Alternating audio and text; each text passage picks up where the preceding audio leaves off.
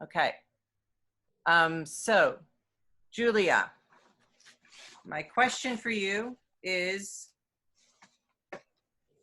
what techniques do you use to prepare for a characterization in voiceover? So usually I like to think about motive for the character, the age for the character, the making sure that I'm not jumping ahead in a story, like making sure that I know where a character is at that exact point in whatever part I'm reading. And if possible, like physicalization, I think is important. So I would say that those are the main things that I think about. Okay. Excellent. Can you give me a character voice? Can you give me an old woman voice? Oh, yes. I love old women character voices. They're my favorite, actually. That's great. Could you give me a very young voice? Oh, yeah. I could do that, too. Very young is also very fun. Okay. Well, thank you very much. That was terrific. Thank you. Okay, Kendra. Yes, hello. Hello. So your interview question is, what role that you've done in the past did you most connect with and why? Is this just in the Voiceover. in voiceover? Mm-hmm. That's a really good question. Now I have to think about everything I've done in this class. Can I get a second? Yeah. Okay. Oh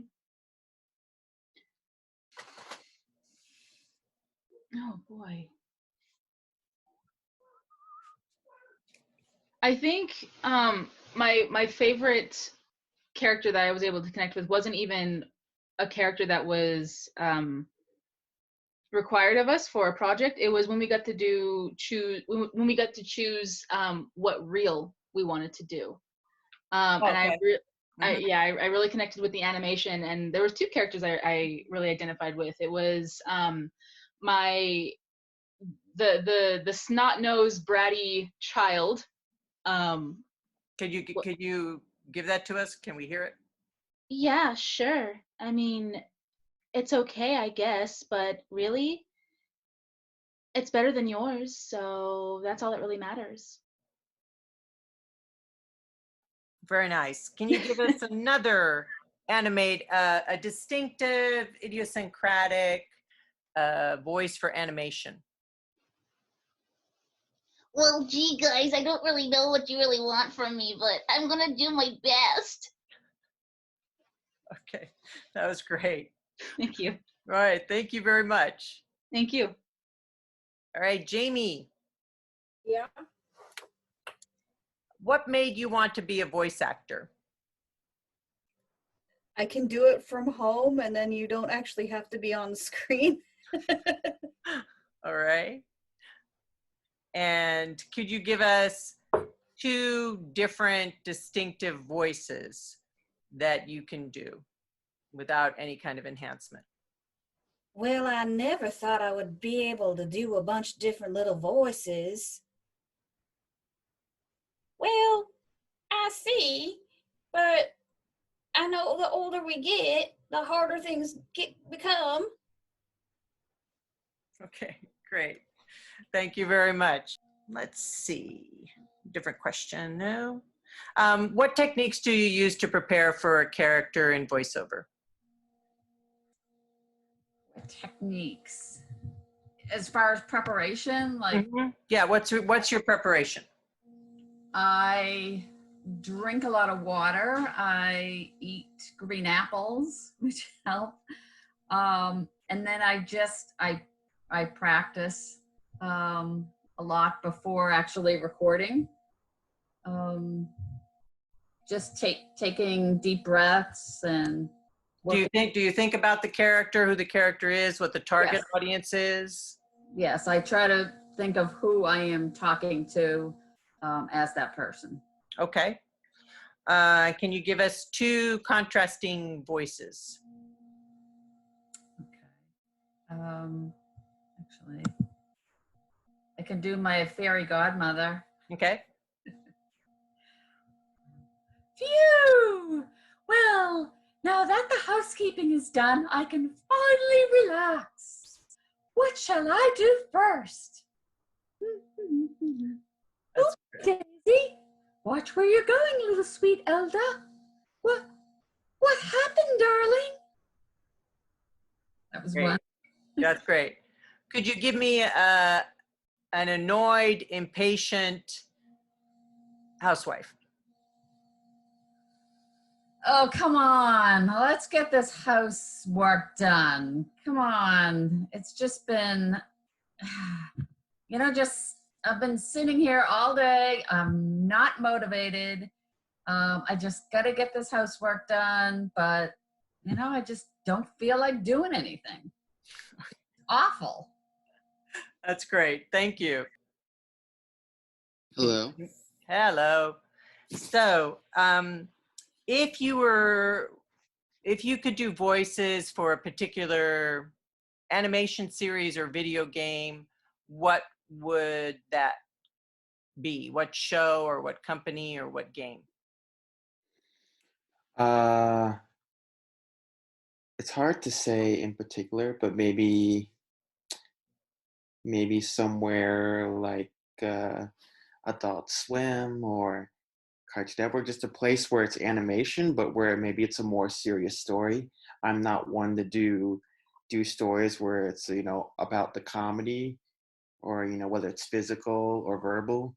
I'm not really about stories made for like to entertain specifically children.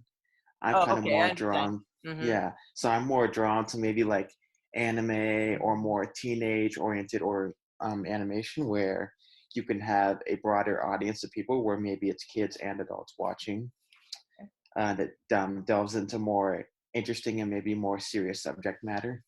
Okay. I think that's what draws me to voiceover. Oh, that's great. So could you give me an anime hero voice?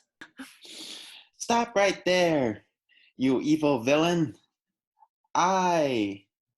Nobody will save the day. Flashing fire punch. That's great. How about all right, can you give me a voice narrating a story about puppies? What kind of voice would you use to do like a little Nat Geo about the importance of puppies? Puppies have been known to increase the serotonin levels of humans. They often make great companions. Petting puppies has been known to reduce stress and calm people down in times of hardship. That was great. Howdy. Hi. Okay. So, what role have you done in the past in voiceover that you most connected with, and why? The role in the past that I played in voiceover that I most connected with would probably have to be Bowers from the Crime Case podcast radio drama that we did.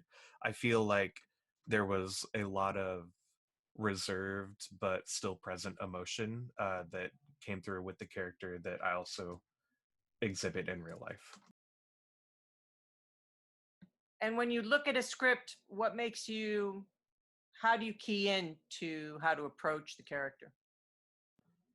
I look at how they interact with other people and try to assume what their kind of emotions and demeanor would be showing with how they speak to other people, and a lot of the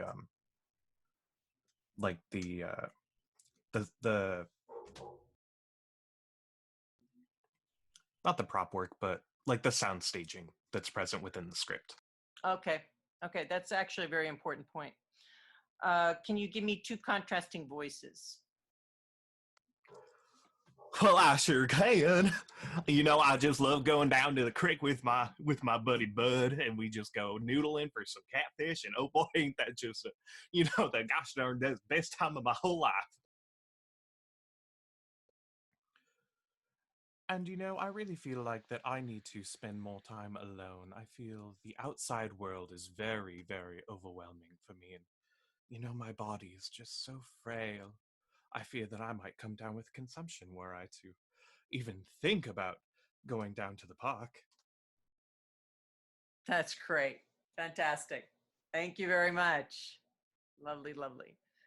Okay, Elizabeth. Yeah. What techniques do you use to prepare? Well, obviously I read over the script, but I think about the character and like what their mindset is like, what that character is like, especially in that moment. Their demeanor and all that, because that that affects the voice.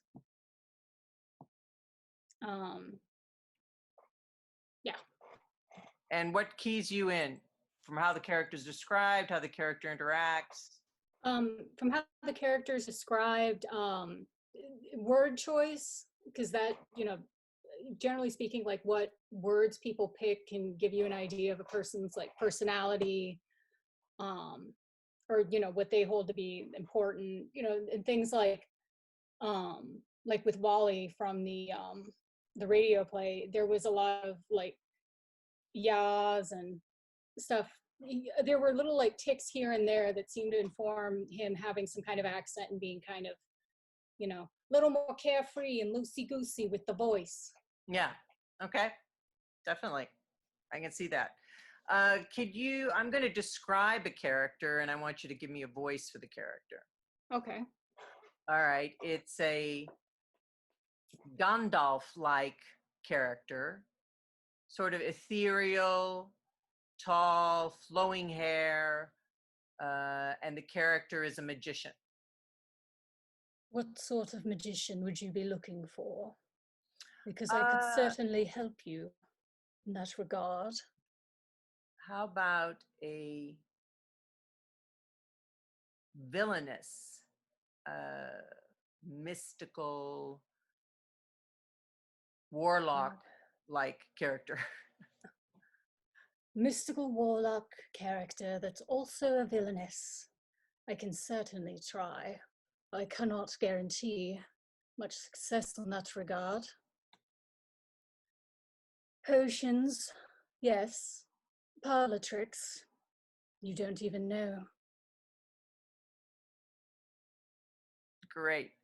Now I'd like you to give a voice to are you a cat or dog person? Both. Not making it easy. Oh, do you have a preference or you? No, grew up with dogs, but love cats and have one of our housemates. Okay, so make it, it's a voice for a very spoiled cat. Why won't you pet me? Why won't you pamper me? Oh, come on. This is my time now. You've been doing this for way too long. Get over here. I'm gonna scratch this. If you don't come over here, I'm gonna scratch this right now. Listen to me. That was perfect. Thank you.